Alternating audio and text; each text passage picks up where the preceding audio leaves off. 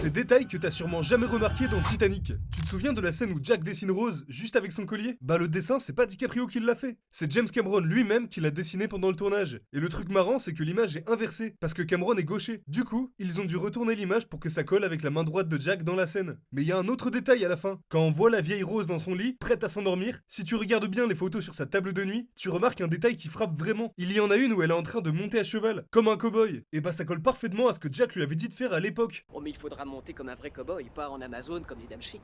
D'ailleurs, si tu retires toutes les scènes qui se passent au présent avec la vieille Rose et que tu gardes que celle de 1912, le film dure exactement 2h40. C'est le temps exact qu'a mis le Titanic à couler dans la vraie vie. Et en plus de ça, la collision avec l'iceberg dure 37 secondes dans le film. Encore une fois, exactement comme dans la réalité. Et enfin, dans la scène finale, quand Rose retrouve Jack sur le grand escalier du Titanic, entouré de tous les passagers, regarde bien l'horloge en arrière-plan. Elle indique 2h20. Et ça n'a pas été choisi au hasard. 2h20, c'est l'heure exacte à laquelle le Titanic a coulé.